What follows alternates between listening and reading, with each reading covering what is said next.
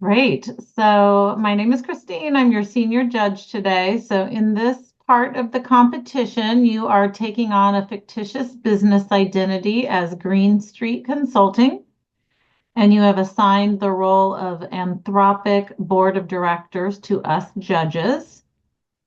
Please make sure everyone knows who you are and who they are before you begin, and then you will have 25 minutes to describe the legal, financial, and ethical dimensions of the problem and to recommend a solution that passes muster on all of those three counts. I will provide you a 2-minute warning if you're approaching the 25-minute mark. And during this time, you will be uninterrupted. And when we are finished, us, the judges, will ask you questions for about 10 to 15 minutes, which will stay in character as your board of directors. And then after that, after the Q&A, we will then give you feedback as judges. Okay. Sound good? Okay, I am starting your time at 11, just to make it even. Okay, and so we will stop at 11:36. Okay, off to you. Thank you. So hi everyone. Thank you very much for being here with us. So we're Green Street Consulting, and we'll be presenting today to the Anthropic Board of Directors. Our project is entitled Child First: Prioritizing Privacy Through Open Source AI.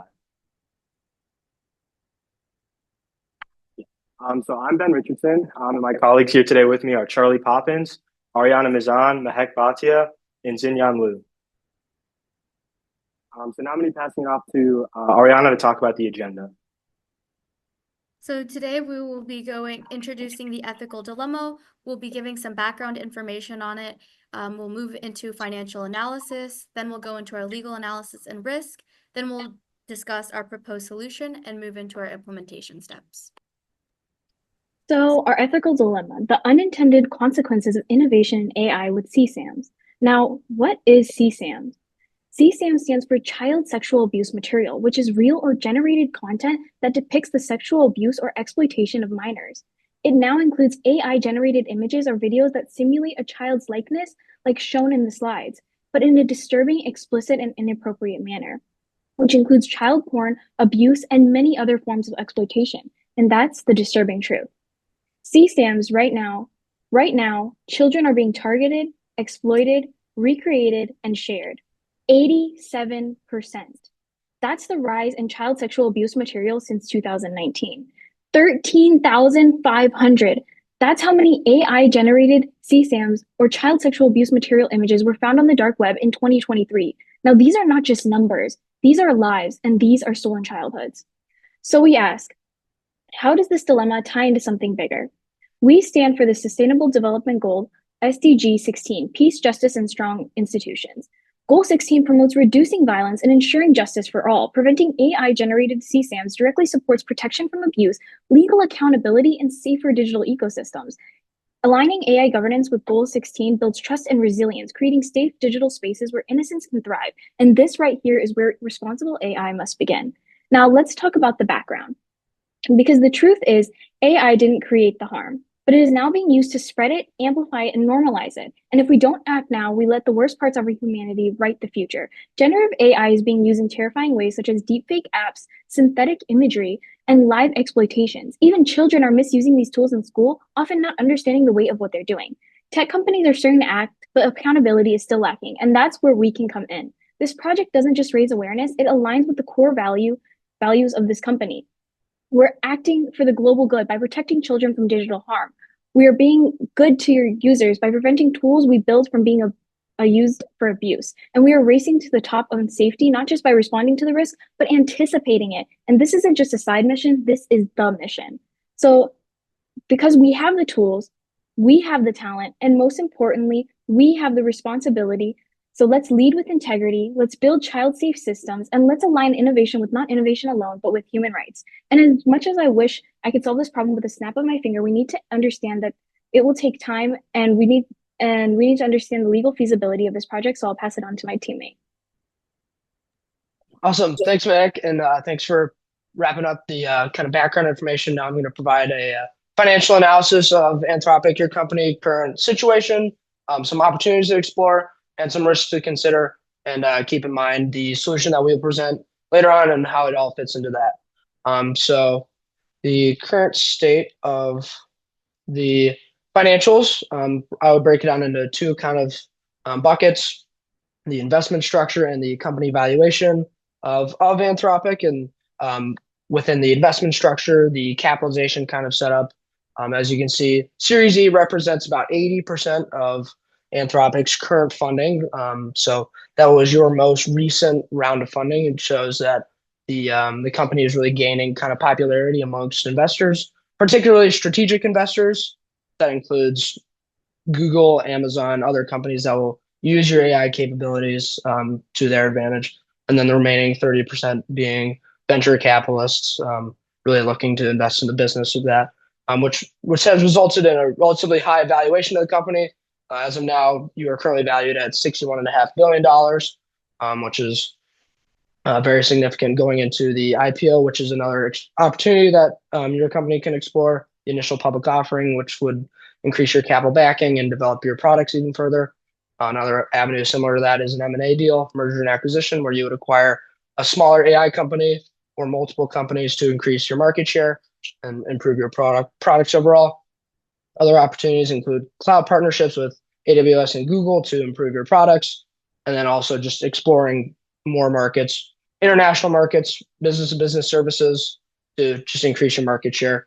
And then some various risks to consider, along with your IPO risks. The main risk here is the rise of ESG investing. So Anthropic's investors, 70% of them are considered largely institutional, which those companies are more concerned with ESG factors. So those environmental, social, and governance goals.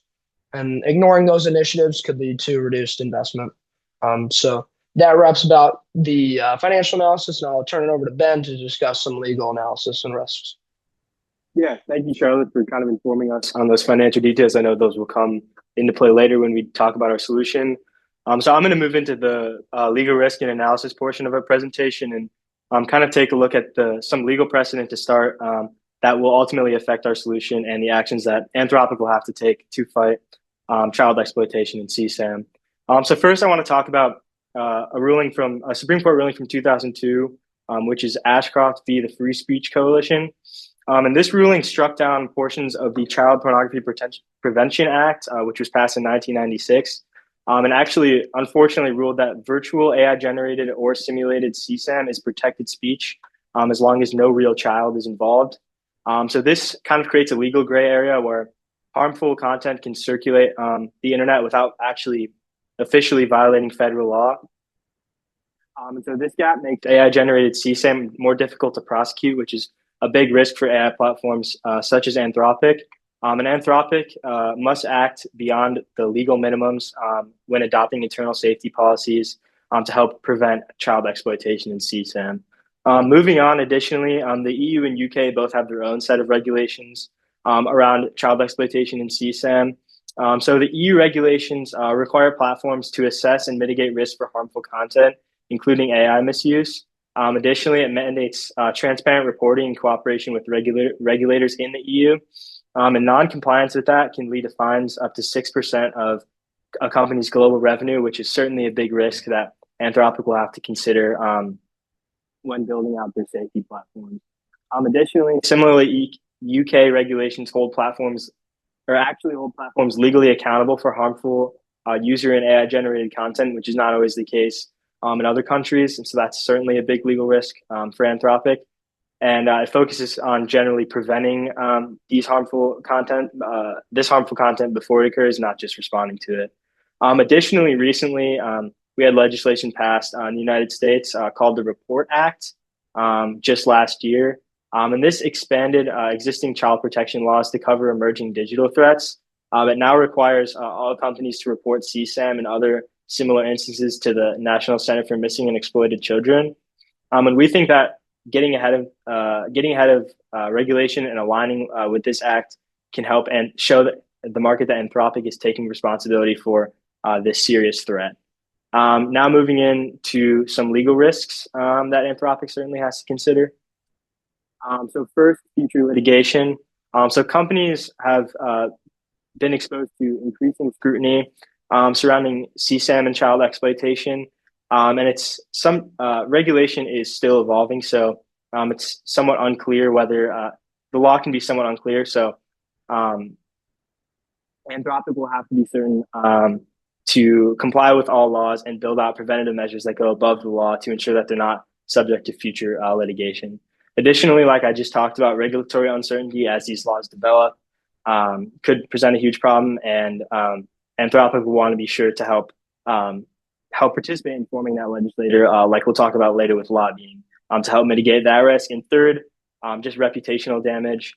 Obviously, faced with lawsuits and news stories about child exploitation and CSAM on their platform could be a big hurt to their reputation, which would hurt their overall business.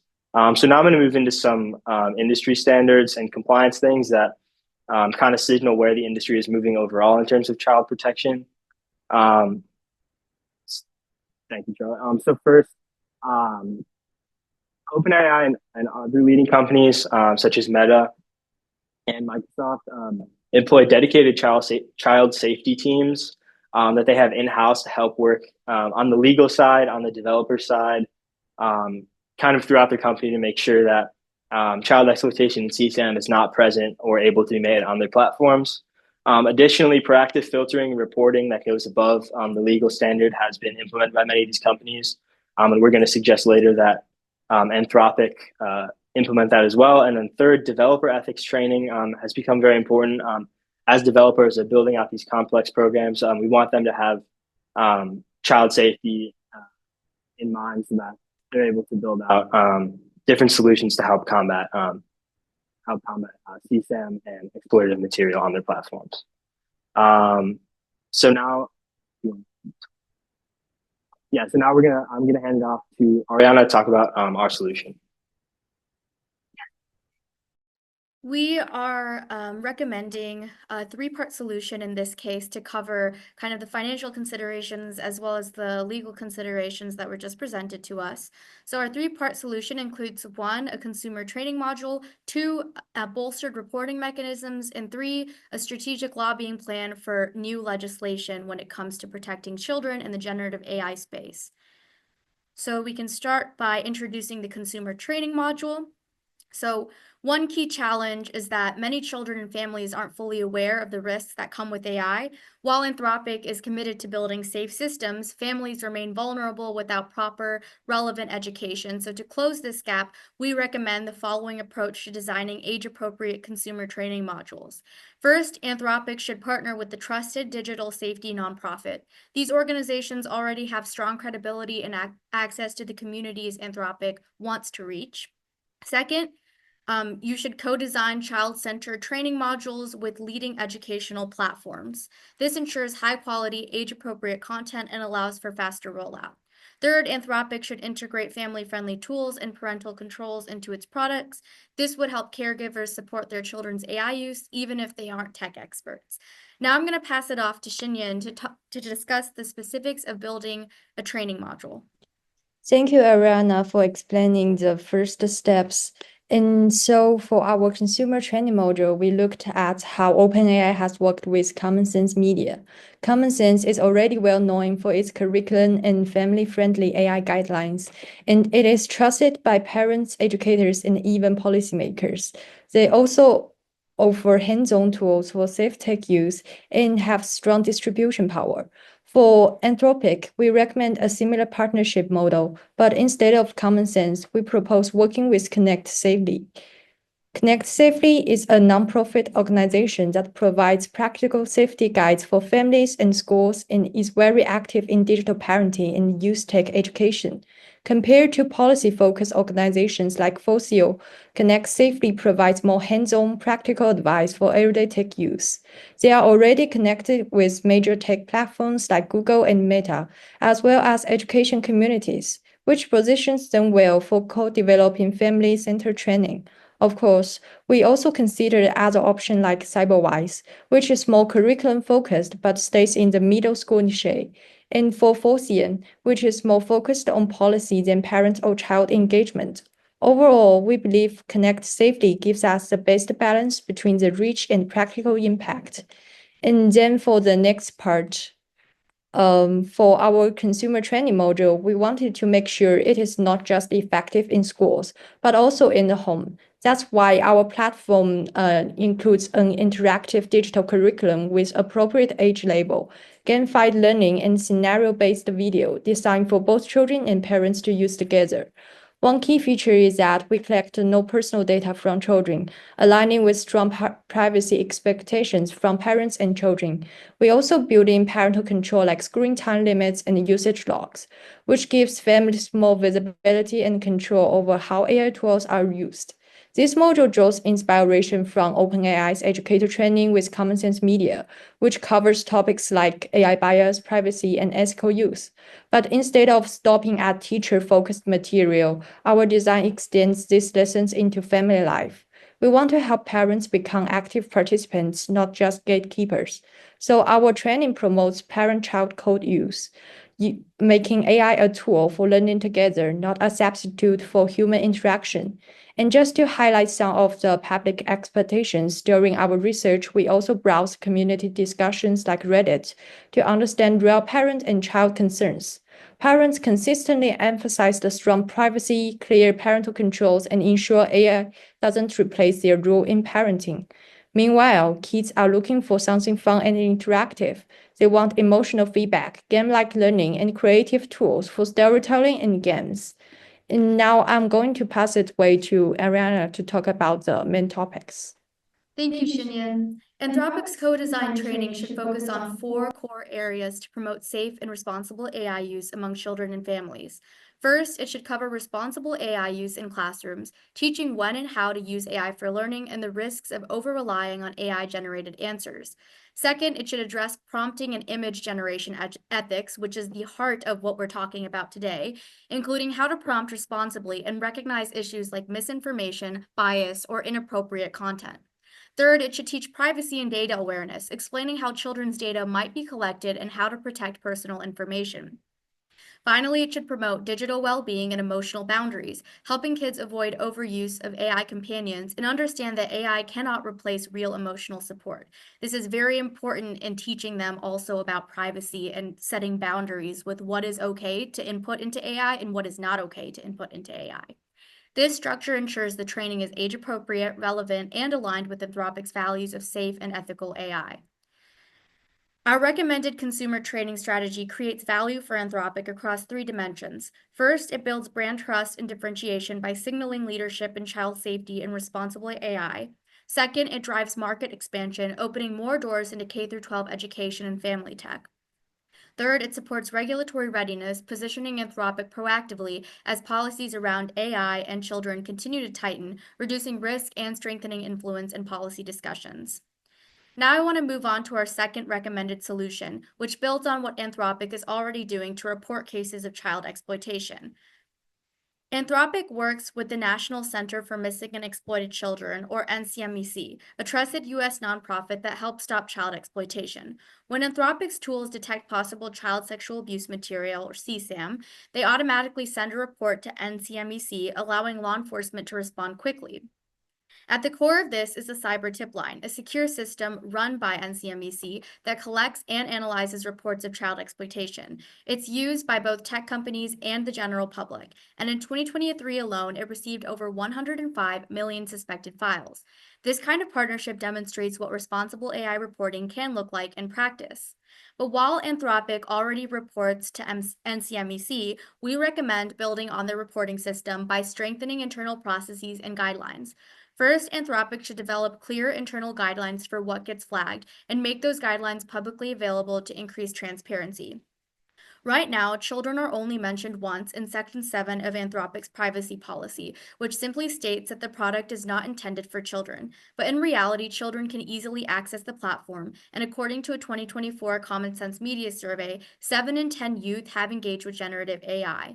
Claude cannot verify a person's age beyond their email input, and this makes it even more urgent for Anthropic to directly address child safety in its content policies and be realistic about its users. According to the BBC, 1 in 5 children use a fake email account to bypass age requirements for social media apps. Think about the incentives to do the same for generative AI tools. Second, Anthropic should assign a dedicated child safety team to consistently review flagged content and report said content to NCMEC. Right now, there is no dedicated human review team in their NCMEC reporting channel. The company has a general safeguards research team, but it focuses on general misuse per its constitution. Anthropic's current constitution doesn't touch at all on key topics like a child's identity, images, or likeness. We only found one child-specific rule, quote, Claude should respond in a way that's helpful, honest, and harmless to children, unquote. That is it. Beyond this, there are no explicit rules about how to handle adult-generated prompts about children, which is another serious oversight. We believe that by building a dedicated child safety team, publishing clear and accessible guidelines for what gets flagged and reported, and acknowledging the reality of who's using Claude, Anthropic can strengthen its commitment to child safety, increase transparency, and solidify its role as a responsible leader in AI. Moving on, expanding Anthropic's reporting mechanism is a smart, low-fit way to reduce risk and stay ahead of regulation, especially as laws like the Report Act, which was mentioned earlier, take shape. It builds credibility with parents, policymakers, and the public, showing Anthropic is serious about protecting children, and it's efficient by leveraging NCMEC's trusted infrastructure. Now I'll pass it off to Ben to discuss our last strategic recommendation, lobbying for regulation. Yeah, thank you, Ariana. So I'm going to move into the last portion of our solution, which is lobbying. And before I get into any specifics, I want to acknowledge that Anthropic would likely be lobbying with some partner organizations. And I want to talk quickly about the advantages of lobbying with partners. So we think that Anthropic's lobbying could be most effective with a coalition to increase not only their credibility, but their access to policymakers and the overall impact they can have with their lobbying. And some of these groups we're about to mention offer technical expertise, policy expertise, and larger influence as well. So moving to some specific groups, we think that Thorn would be a great group for Anthropic to align themselves with and lobby with. So Thorn is a nonprofit dedicated to child protection. They make different software to help scan for CSAM and other similar material. And we think they're an ideal partner because they actually just worked to help get the Report Act that we mentioned earlier passed. And so we think that their expertise is key there. Additionally, OpenAI and Common Sense Media already have a partnership. Common Sense Media, as we mentioned earlier, is a digital literacy and policy advocacy group. And so their partnership with OpenAI puts them in a credible situation. And again, OpenAI is a leader in the AI safety space, and they've had current lobbying experience trying to shape AI policy for kind of other reasons, other different things in the AI space. So they haven't focused on child safety yet, but we think their expertise would be great. And then finally, FOSSI, they have some global expertise that we think could be really helpful. So their experience with international regulations, we think could help Anthropic lobby outside of the United States. So moving on to some of our policy goals. So we want, with Anthropic lobbying with some of these companies, we would like to see stricter mandatory child safety standards. So kind of pushing legislation that requires AI companies to further their safety standards, as well as increased content moderation requirements. Those two kind of go hand in hand. And finally, we'd want annual compliance and audit mechanisms. So a third-party audit system that would ensure that AI companies like Anthropic are up to code and are keeping their platform safe for children. So now kind of moving into some of the specific actions we think Anthropic could take. So working with registered lobbyists like tech professionals or people who have worked with people in Congress who understand tech policy and child safety to formulate legislation that they can then push. Additionally, donating to campaigns or political action committees has been an effective lobbying strategy for many other industries, and we think that Anthropic should target some different campaigns and PACs, as well as appealing to regulators at events like AI summits and potentially testifying in front of Congress or other regulatory bodies if given the chance. So finally, we're going to move into the strategic case for lobbying for Anthropic, some of the benefits. So first, they have the first mover advantage, meaning that they're the first to act, and they'll have an easy time shaping policy, whereas other companies will have to respond to it. Additionally, helping to shape policy guarantees them regulatory certainty, which could potentially save them money in the long run, as well as help them avoid litigation. Further, brand trust. So being seen as a leader in child safety in the AI space is important. And then, like I mentioned, the financial savings they can incur from avoided litigation and having to build out safety platforms in compliance with regulation that they weren't aware of. And finally, just their long-term influence in the AI space. We think that them being a leader in child safety will help push their overall brand and make them a bigger fixture in the AI space long-term. So yeah, now I'm going to pass it on to Mehek to talk about our conclusion. So I'm just Sorry, one second. So just as a solution recap, we're going to we have consumer training. Just as a solution recap, we have consumer training, which in partnering with Connect Safely to educate families on safe AI use, Anthropic can build trust and loyalty and improve user experience. And in integrating with NCMEC to report harmful content and bolstering the reporting mechanisms, Anthropic can ensure legal compliance and reinforce safety. And lastly, we recommend a strategic lobbying system with other generative AI companies. And in joining advocacy efforts to shape child safety laws, Anthropic can influence policy, secure a first mover and long-term advantage in compliance, and avoid later compliance restructuring costs. Just briefly discussing some of the financial implications of our solution. We believe that the training module, reporting mechanism, and lobbying could cost annually 500 to 200 or 500K to 2 million, 200K to 1 million, and 10 to 15 million for lobbying, which is obviously the most expensive. But if we reference our revenue figures from previous slides, we'll see that this is approximately 1% of revenue each time.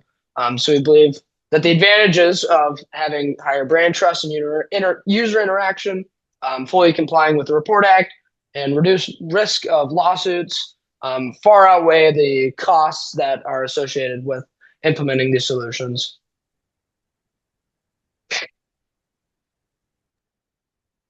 Now, to conclude our presentation, children are at risk today, and AI is being used in harmful ways we can never imagine. But ethical AI isn't a limitation, but it's a progress with purpose. Safety, justice, and human rights can lead the way and win. Anthropic can lead not just with tech, but with value. Let's prove integrity, scales, and let's build AI that protects. Thank you. Excellent job. Thank you, Mehek, for hearing that and seeing me and wrapping it up. Great job on that.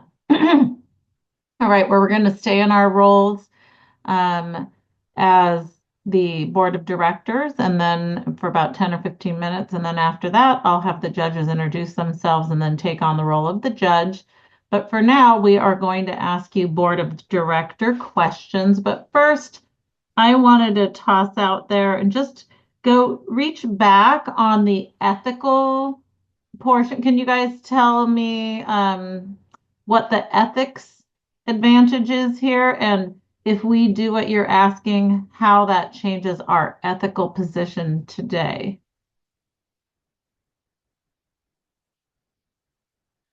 Who would like to take that? Maybe is that Ariana's role? Yeah. Okay, thanks. Sorry. It's my role. So actually, could you go back to the slide about the value? So as we understand, your guys' value is to act in the global good, be good to your users, and race to the top for safety. And this will just expand your value further, and it will actually prove that you are committed to these values. So by acting for the global good, you're protecting the children from these digital harms. And by being good to your users, by preventing tools we build from being used for abuse. So you're showing that you guys will actually take the precaution and take the measures to actually be good to your users and act for the global good. And most importantly, race to the top for safety. And this is not just by responding to the risk that's already happening, but anticipating it so you don't have to go through those problems later in time. But you guys are focused on your value for safety, and especially for the people who can't protect themselves, like children. Okay. And you Would feel you like like me to? these changes would further enhance our ethical output? Yes, I definitely believe that these will further increase your ethical output, but this not only will do that, it will also expand to your users who will now understand what you believe in, and they know that you are committed to what you believe in, and you say and you do what you say, essentially. And this could lead to a lot more trust and commitment to your platform. We could get more customers maybe. Okay, thank you. Thank you. All right, I'm gonna let Jeff or Scott chime in. Let's start with Jeff. If Jeff has any questions, you're just have to go off mute, Jeff, and then we'll hear your questions from the board. Okay, there we go. I enjoyed your presentation very much, and I'm actually not very confused about any of the points here, but I did want to clarify. I think one of the stickiest points here will be that whole issue, especially in the US, it seems, about this AI material being considered protected speech. What type of approach would you recommend taking to try? I understand the lobbying effort, and that's well considered and well presented, but what kind of approach might you take at advocating for a change in that point of view on this kind of content? Because, of course, AI is already everywhere, and it's already integrated into business practices and consumer behavior. So what approach would you take at redirecting that kind of point of view? Yeah, so thank you for your question, Jeff. So just kind of to reiterate what I was saying earlier about the Ashcroft ruling. So it essentially ruled that virtual or AI generated CSAM is protected speech. So as long as it's not involving a real child, the regulation around this is kind of ever evolving as kind of the AI industry booms. And we think that essentially, even if these AI generated CSAMs that are considered protected speech under the First Amendment in some cases are not federally legal, we would want Anthropic to build out kind of frameworks that go beyond the legal minimum for adopting safety policies, kind of in conjunction with their lobbying efforts. We hope that they could push to not only kind of fill in the legal gray area and regulatory gap there, but kind of enforce a higher standard on their own product. And I think Ariana actually has some more thoughts on this. I'll pass it over to her to finish answering. Yeah, so I'm also going to jump in there. In our legal research, we also found, this is just kind of building off of the knowledge we provided in our presentation, but Section 230 of the United States Communications Decency Act provides some liability protection for platforms like Anthropic, like OpenAI, when users are using their platform illegally to create CSAM using the actual likeness of a child. So it was defined early in our presentation that there are two types of CSAM. CSAM 1 is when we have the real likeness of a child, the real identity of a child is being used in these inappropriate ways. And then CSAM 2 is when we have a fake child, where you just basically describe a child and then your AI platform will produce kind of any. Can you go to the picture? Any sort of, yeah, we're gonna go back to the slides here.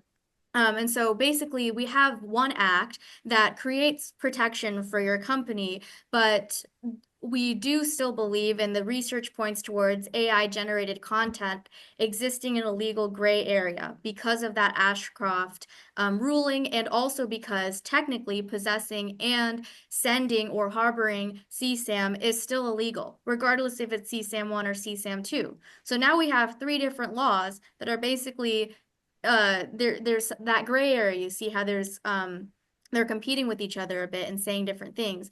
And so we believe, like what Ben said, is that you need to go above the legal minimum. If your system facilitates or fails to report CSAM to NCMEC or to other legislative bodies, those protections could erode fast. And we're also in a changing legal environment under a new administration. So we don't know what the new administration is going to say about old law when it comes to CSAM, what is protected under the First Amendment, what isn't. So we still stand by a recommendation that not only should you be bolstering your reporting mechanisms and maybe finding other avenues to report, not beyond NCMEC, you should start thinking about how am I going to lobby for legislation that I already comply with.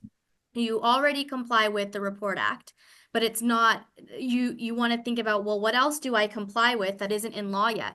And then you want to, partner with some of the companies we've recommended, like Thorn, and like others, to get that into legislation. So you're already in compliance with that. Thank you. Obviously, recommending that the company get out in front of some of this poorly defined or conflicting territory, and you've given us some good recommendations on pathways to doing that. So I appreciate your answer. Thank you. Thank you so much, Jeff. Scott, did you have a question from the board?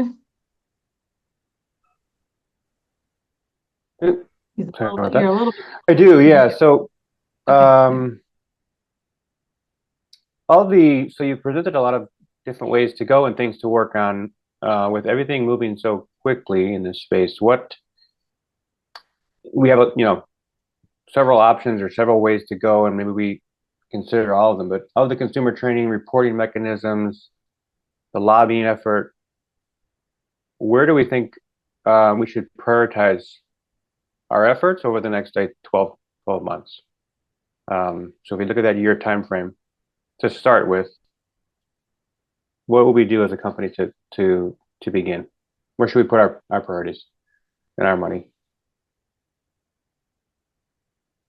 I can take that. I really do think that being realistic about the changing legal landscape, and per the conversation we just had, we believe that you should be prioritizing reporting mechanisms first, because it's something you can immediately start building out. You already have a baseline relationship with NCMEC, and now it's time to start building that dedicated child safety team. It's time to start making your internal guidelines more transparent to the public, because it's very clear that you are operating with some internal guidelines on what is to be flagged. But it's not clear, like if I'm just an average user and I haven't been actively consulting for your company, and I look up what are the guidelines regarding what I'm allowed to input and what I'm not allowed to input, that isn't clear. And so when we were doing that research, it was really hard to find anything about children in your constitution, anything about children in your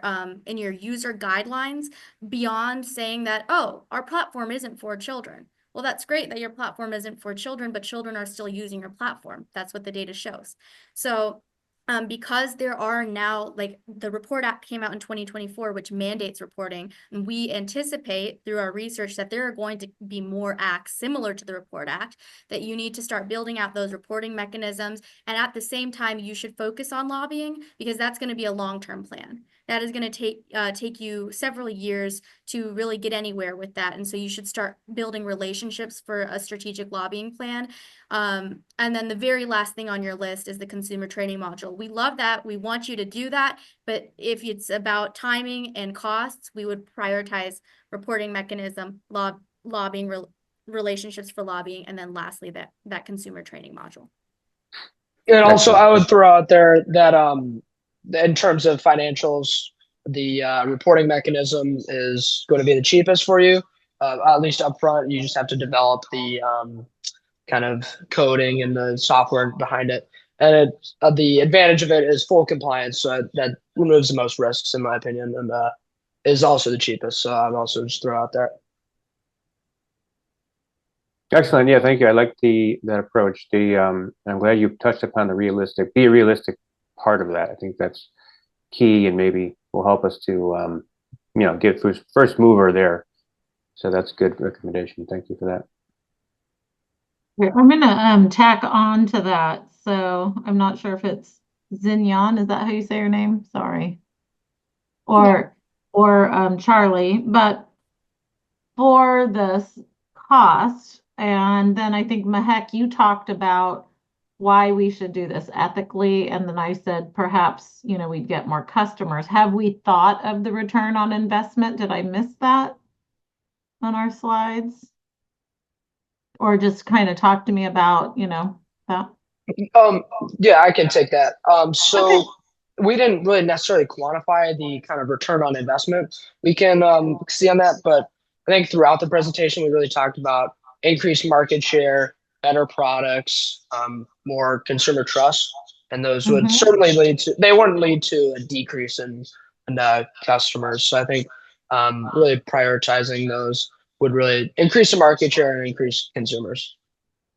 Yeah, and I Okay. can add on that a little bit because we did talk about return on investment, but kind of throughout the presentation in more of a general sense. It was never explicit because it is hard to quantify some of these qualitative returns, such as being able to break into K through 12 education. That is a big market for Claude that you guys haven't explored yet. And because children are already using our platforms, again, the data is there, you might as well start thinking about, okay, well, how are we going to make our platform safer for children? And then we can actually, this sounds, you can profit off of increasing your user base in a safe way, in an ethical way. And so making that partnership with Connect Safely that Shinyan discussed would be great because you can license out your tools to schools. You can that you're increasing your installed base. That's one way there's the return on investment there. And then there's also that more general qualitative return on investment in the sense that you might build consumer loyalty, because you see a lot of the consumers are loyal to OpenAI right now that has a very transparent constitution when it comes to children. They have a dedicated child safety team, and parents, when they think about generative AI, the first thing they think about is ChatGPT. When we say generative AI, that's what comes up, but we want to switch it and say, when I think of generative AI, I'm thinking about not just ChatGPT, I'm thinking about Claude, which is your premier Gen AI tool. And I think you can do that when you have more diverse users. So that is really one of the biggest benefits of taking this approach. Thank you. I think I do have a little tack onto that, and it might be for Shinyan and maybe a little bit of Ariana, because it was when you were talking, Ariana, and then also Shinyan. But you talked about that children are creating fake accounts, right? And so is there been brought up like that we can figure out that? And are we doing anything about the fake accounts? And then Shinyan, you had mentioned, what was my point there? Just I think it was the market share, but increasing of the market share. But go ahead if you can answer just about the fake accounts. I'd be happy to take that question about the fake accounts first, and then pawn it off to someone else on the team to talk about market share. But yes, I referenced a source from the BBC that 1 in 5 children use a fake email account to bypass the age requirements for social media apps. So there isn't a lot of research out there on how many children or how many youth, and we define that by the ages of 8 through 18. That's how they define children in this research space. But we don't have a lot of information on how many children are using fake accounts for Gen AI platforms, because that's kind of a newer case. But we have a lot of research on how many children are doing that for social media.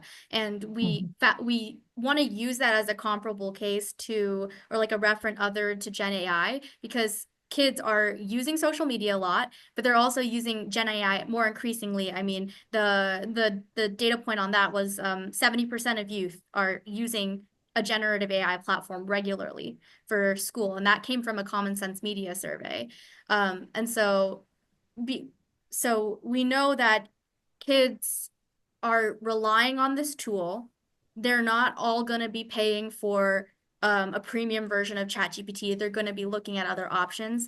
And so if they come across Claude, they know it's a strong platform. They might want to find a way, how do I use this platform? I need an email. Okay, let me put in my parents' email, or let me put in a fake email, or let me make a new Google email account, whatever it might be. But there are definitely ways that the incentive is there. And so we know there are ways that kids are using your platform. And the funny thing is, your constitution doesn't talk much about children, but then you do have a guideline. It is in, you have a guideline kind of at the end of your constitution that says, Claude should respond in a way that's helpful, honest, and harmless to children. And so even though you have an age policy that's 18 and up, why then do you have content guidelines for children? It's not congruent. And what our goal here is for those policies to be more transparent and more congruent with either you pick the assumption is no children are using our platform, or you go on the realistic assumption that children are using our platform, and you move from there and you start moving in a more ethical direction. Wow. Thank you. Yeah, so for the market share question, yes, our training module helps indirectly grow market share by building early trust with families. When our parents feel confident that a platform takes child safety seriously, they are more likely to allow their children to engage with AI tools. And I think I found one research shows that positive early experience build brand loyalty over time. So by positioning Anthropic as a family trusted brand like the OpenAI, we attract not only today's consumers, but also future young users as they grow. So then we can expand the long-term market share. Excellent. And to add on Thank to you. that, Okay, sure. I know when I was a child, and a lot of apps my parents banned because they weren't child safe. And I know just having this as a parent, they would be more likely to let their child use these platforms if they know that they're actually protecting children, or else they would essentially ban it from the child. So this is, like Ariana and everyone said, that this is opening a whole new market that if you look at it from the perspective of a parent or even a teacher or an educator, it seems like a safer route, and you're likely to like allow your students to use such a platform. Okay, thank you so much. Well, as the head of the board of directors here, I'm thinking that speaking to my other board members, that Green Street did a pretty good job of convincing us we need to look into this further, and maybe we have some untapped equity out there, and ethically, why do we have an age policy but we don't do it? So I think you guys brought up a really good point that we'll need to discuss, and maybe we're going to hire you for a second job, which will be to tell us how we can detect the children, and maybe what our market share could be. So thank you so much. Thank you. Awesome. Okay, so we're going to step out of our role as board of directors, and then I'll start with Jeff, then I'll move to Scott. Introduce yourself, what job or role you have, and then give some feedback to the team on their presentation. So thank you, Jeff. You bet. I am a retired creative director. I spent my career in communications and training, doing lots of presentations like this and pitching proposals and that type of stuff, and then dealing with training heavily in the automotive space. Was a little bit different than this, but still needing to break down important issues and topics into digestible chunks. And I can certainly relate to much of what you've proposed here. I wanted to echo Christine's comment. I think you've done a very, very good and thorough job of uncovering the areas of vulnerability, which with AI, it's manifold. And defining those things, and then also a way forward. I think there was a lot of very good thinking and presentation in the piece. the one of the very few things that I would have as a comment or a recommendation on the proposal, and it has to do with the role playing that we're doing here. If you were talking to a real board, you would not be talking about the company in the third person. You wouldn't be saying they, them, and their. You'd be saying you and your. So that's just a style for this, role playing that we're doing here. Nothing you would do naturally if you were really, standing in front of the board. Yeah. But other than that, I thought your slides were good, simple, easy to follow. The points were flowed well. And I think your topic is extremely important. I think AI is just bursting the boundaries of all kinds of aspects of daily life, and the educational recommendations, the lobbying recommendations, I think are all right on target. So I would say you've done a very fine job. Thank you. So hey everyone, I'm Scott. My career has been mostly in software product management. So I moved up in the ranks of the product management world. Currently in the health tech space. So that's a little bit different for me, but an exciting industry as well. And yeah, I'd say, the presentation was awesome. I thought the background was really good. And the background meaning when you're presenting something to a board or anybody really, you want to make sure that you're talking about something that's relevant to them. So why is this and as a consulting company, ideally you're coming in to solve a problem that's big enough to sit in front of the board, right? So hey, board members, why is this a hair on fire problem? Well, we're not talking about something you can do in 3 years from now. This is something you have to be acting on right now. And, the presentation is to persuade. So I think you guys did a really good job at that. I think the only thing is, and this has come from experience, I've gone through this myself, is when you're doing a presentation, you want to get through everything as fast as possible. You want to make sure you cover all the points. And it's hard because you have time-based, meeting, you have a time-based presentation. But, you want to actually build in a little bit of time for the viewers or the listeners to absorb what you're saying. So, you guys did a very good job of getting all the information out. And I think if we had this is a real world scenario, we would then take this deck and we go up, or we take the information, we go off and we think about it. But during the presentation, maybe just build a little bit more time to absorb some of the things that you're saying in between your slides and as you pass off the individual to individual. That's just a small thing. But again, you want to get the information out, but you want to make sure, that allows you to focus on what's the most important thing for that presentation. Because there might be 10 presentations, right, to get all the information out. But what do we want to get out of this one, right? And I know that's not something you're able to do in this exercise. So good job there. Just keep that in mind. And then I think the other thing was, and I also love the strategic case for lobbying. I think that was really good to add in. I was going to ask about that more, but I think you guys covered why should we spend the time and effort and the money on the lobbying thing? And I think that strategic case that you all added was really helpful for anyone, being presented to. So well done there. I think overall, good job.